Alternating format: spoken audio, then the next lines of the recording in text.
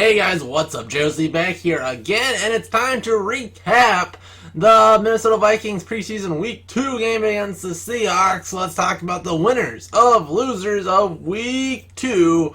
So let's start off with the winners once again. So let's start off, and once again, Adam Thielen is good. He reminds us week in, week out. And oh my god, he does it again, week 2 preseason. He is still elite. Number 2, we have Harrison Smith. Probably the best defensive player on the field on Sunday night. He was so good flying around. Now this was the Harrison Smith that I don't think we saw a whole lot of last year.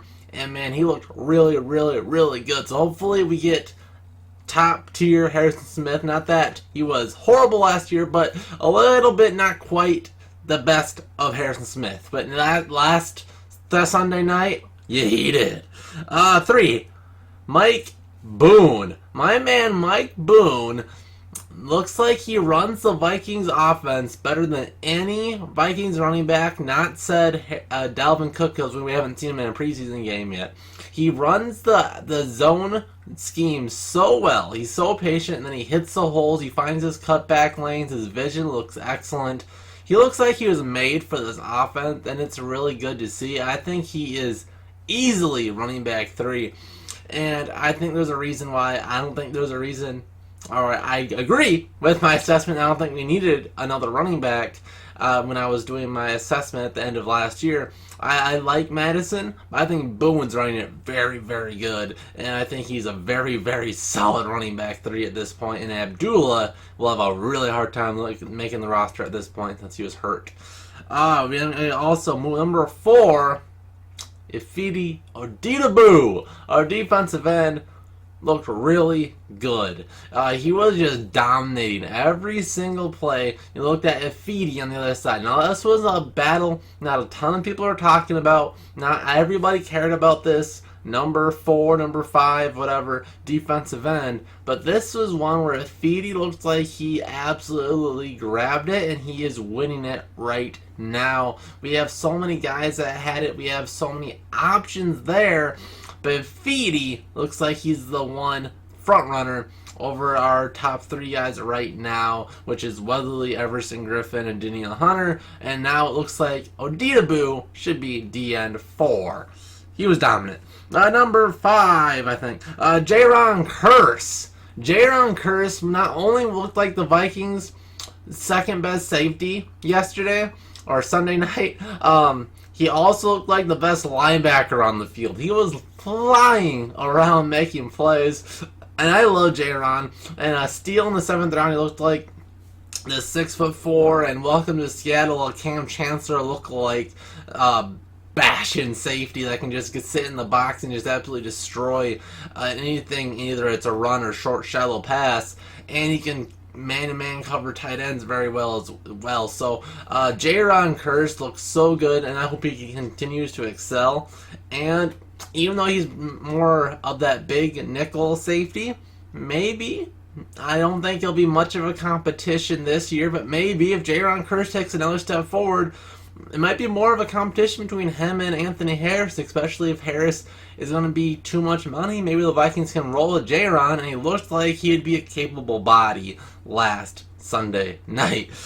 And then, last, but actually probably is least for many fans, Laquan Treadwell looked like what we hoped Laquan Treadwell was supposed to be in the second half of the game. He was dominant, catching every ball, just doing these simple one-cut routes, getting open very quickly, very easily, and making these contested catches. Kyle Sloter threw to him all day, and it looked like the coaches maybe thought of that. Maybe that was part of the game plan in the second half. Let's give Laquan Treadwell all the targets possible. We haven't been targeting him at all. Stefanski gave him a little love. What could this mean? Either, I think it's a couple of possibilities. One, audition tape. One of the teams I thought would make a whole lot of sense for Laquan Treadwell were the Seahawks. Their wide receivers in the second half of the game didn't look good at all. Laquan Treadwell did look good a lot.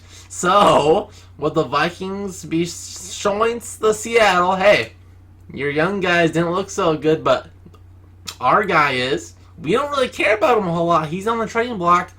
What do you have to offer? And that is a situation where I think the Vikings might have been doing that, or any other team really, but straight up to Seattle, since they're a team that could use some wide receiver help. Or, no, Laquan, here's your chance to show what you can do if we give you some targets, and he looked like he was good.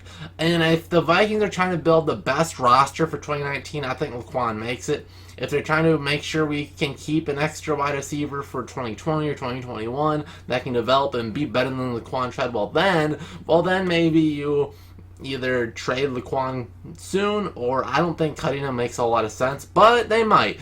And then we could keep one of these guys, and Laquan would have an easier time making a roster due to this game.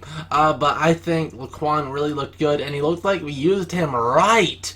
I've always thought he's a middle of the field, kind of a slot, Irv Smith type of player, really. That it's a kind of a tight end, a receiving tight end that can play in the slot or more of a wing kind of. And a lot of those intermediate in middle of the field throws get him matched up on linebackers and safeties where his speed won't be much of an issue, and just let him box it out, use his big frame, and make those tough contested catches that we see out of Kyle Rudolph and we hope to see out of Irv Smith.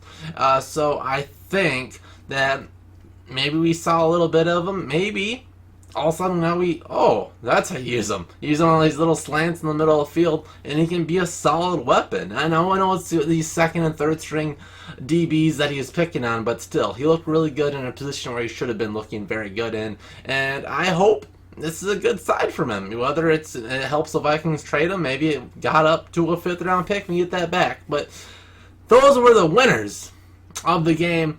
Not everybody can be a winner, though. Unless you're Mike Zimmer in the preseason. We have to look at the losers of the game. So let's start off with the trenches. Both offense and defensive lines didn't look very good, specifically against the run. The offensive line didn't give up a sack again. Their pass protection looks much, much improved from last year, but their run blocking did not. They made the Seahawks defensive line look like the Bears defensive line from last year. You know how hideous that was. Madison was consistently getting stuffed right at the line of scrimmage, and it was tough to see in a lot of those plays where Pat Elflein just came blowing past. Rashad Hill not doing a whole lot on his side. The whole offensive line as a unit in the run game did not look good. And the same can be said about the D-line. We didn't have Linval Joseph and Shamar Stephen, and it showed. Our two best run-stuffing defensive tackles were out, and you could run up the Vikings all day. The Seahawks are a run-first team, so in the regular season, if we do not have those out, it's going to be a really, really long day, or short day, because they'll be running on us all day and just run out the clock. But the Seahawks are really picking on the Vikings early. Russell Wilson really looked good, too. So if you can run the ball on the Vikings, that exposes so much more and sets up that play action. So we saw Jadil Johnson and Holmes, not good run defenders, more of a third down D tackle, and Jaleel Johnson not good enough to be a nose tackle in the Linval Joseph role. He should be a 3 tech. But moving on, we covered both offensive line and defensive line. Anthony Harris, I covered earlier with Jaron Curse that Jaron looked like the second best safety for the Vikings, and that was due to the part that Anthony Harris looked a little bit confused out there, a little bit loose on his coverage, not as tight as you would like. I would expect that to be shorn up, especially when we have more of a game plan going into the regular season, but not quite as good as we saw out of Anthony Harris in any type of times when he would fill in or when he had a lot of playing time last year. So I'd expect more of him, Anthony Harris, and he had a bit of a down game on Sunday. And the worst part of the game, by far, the biggest loser, were the fans.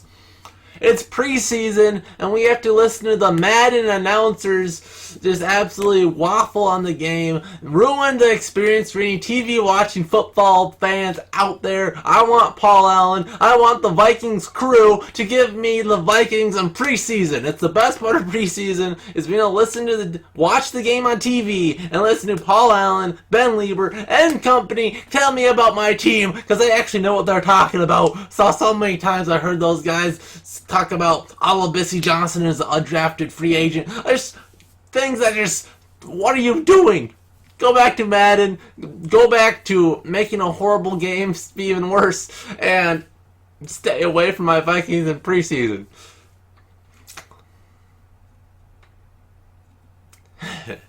But there we have it. The Vikings beat the Seahawks. Mike Zimmer continues to be Bill Belichick of preseason, and the Vikings will have a really fun game against the Cardinals coming up next week. So stay tuned until then. But until then, make sure to subscribe, and see you guys in the next Josie Vikings video. See you guys then.